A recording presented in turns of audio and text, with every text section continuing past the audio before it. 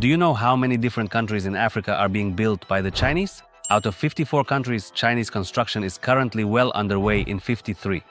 Massive ports, bridges, railways, and even parliament buildings. But that's just the tip of the iceberg. Now I'll show you what's really happening. Let's start with construction. Here are the numbers. In 2003, the Chinese were making $2.5 billion a year from construction in Africa, and now 50 billion every year steadily. That's 20 times more in 20 years. Just imagine that difference. Why are the Chinese so active in Africa? It's very simple.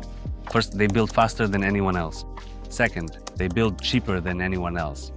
Third, they are happy to lend money. Here's a concrete example.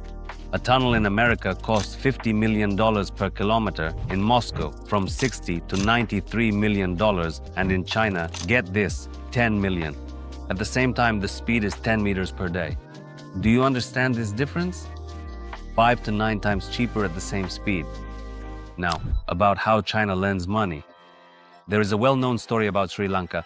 In 2008, Sri Lanka decided to build a new port.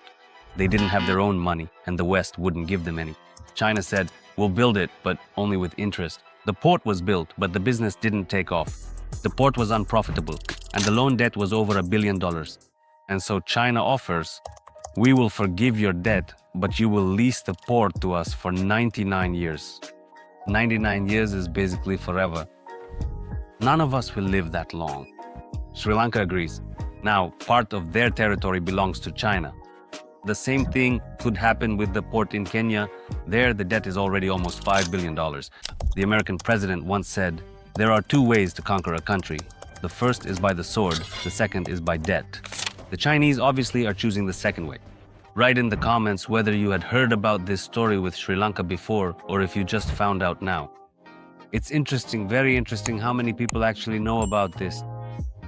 Now let's figure out how China even got to this point. The late 1960s. The Soviet Union is building the metro at a rapid pace. Chinese builders come to us to study.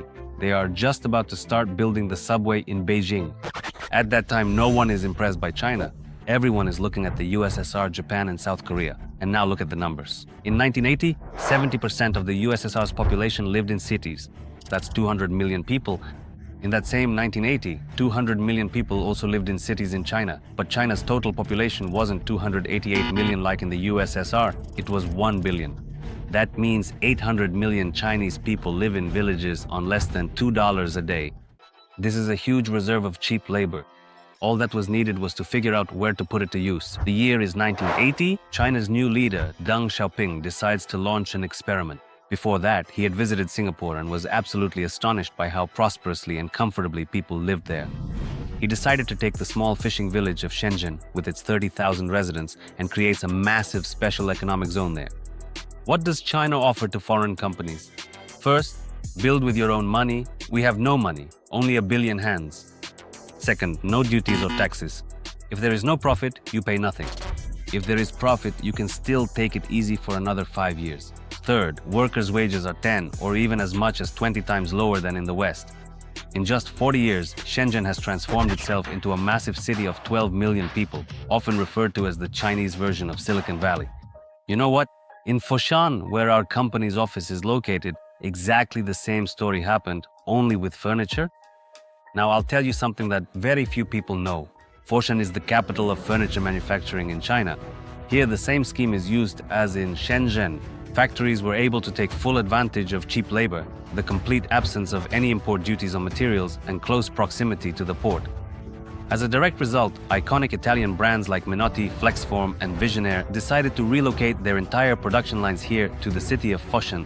Now, those same factories produce both for the brands and make one-to-one replicas for the open market.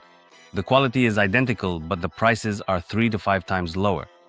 That's why our clients save millions. They buy directly from the same factories that manufacture for global brands. But more on that a bit later. Now, let's take a closer look at some of the impressive numbers that show the massive scale of Chinese manufacturing.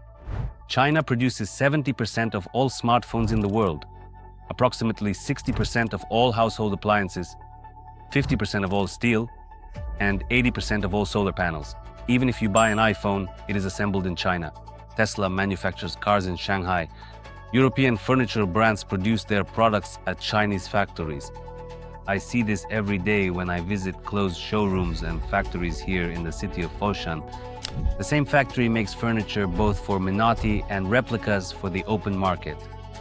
The only difference is that branded furniture will have a logo, and of course the price will be 5 times higher. Just imagine what would happen if China stopped even for a month. I think all of you remember during COVID when Chinese factories shut down for 2 months. What happened? First, prices for electrical goods increased 30 or even 40 times. Second, delivery times increased 2 or even 3-fold. Third, many products disappeared from stores altogether. Now imagine what would happen if factories in China stopped for 2 months or maybe even half a year. The global economy would simply come to a halt, because China is not just manufacturing. It's the entire chain from raw materials to finished products. Even if you want to move production to another country, it will take years and most likely it will not be profitable. You need factories, training, workers, and established logistics. As I mentioned earlier, the Chinese are a country of the best innovative manufacturing. But you need to know how to work with China properly. First, find the best factories. Second, ensure the reliability and legality of all transactions and transfers. Third, guaranteeing consistent quality control and the most competitive pricing. I discuss all these details on my channel. Be sure to subscribe so you don't miss any useful information. For example, we had a client, he later became our client. The person went to China, found factories on his own. There, on 1688, found some factories. In the end, they turned out not to be factories, but just intermediaries. He negotiated an order and made an advance payment. When he returned to his country, he was a client from Russia. He realized that his order would not be delivered. The factory owner simply stopped responding to messages and then just blocked him. This led to the person simply losing his money because he decided to save some percentage by not working with companies that specialize in this. As a result, he lost all his money completely. When he came to us, we realized that it wasn't a factory, but just an intermediary engaged in fraud. But at the same time, we found him good suppliers who still provided the service for a very reasonable price, supplied him with excellent goods, and of course, we handled the entire transaction for him, from signing contracts to transferring funds, quality control, logistics, shipping, and packaging of the goods. That's why when people do everything correctly, they really save millions. I'll show you how. As long as China remains the world's factory, you can buy directly from manufacturers without intermediaries or retail markups. Let's look at a specific example. A sofa in a Moscow showroom costs 800,000 rubles. The exact same sofa from the same factory in the city of Foshan will cost 250,000, including legal delivery. You save more than 500,000 rubles on just one sofa. And what if you furnish an entire apartment or house? Our valued clients typically save anywhere from 2 to 5 million Russian rubles. And most importantly, you are working directly with a professional company that is officially registered in China. This is a very important point. With official contracts with factories, legal customs clearance, and insurance, our team is here in the city of Foshan. We control absolutely every order. And now, what I mentioned at the beginning of the video, China is the world's factory. You have an excellent opportunity to save millions by buying directly without overpaying for brands and middlemen. Send us your design project and we will calculate it in 3 budgets: premium, mid-range, and mid-minus. All contact information is below the video.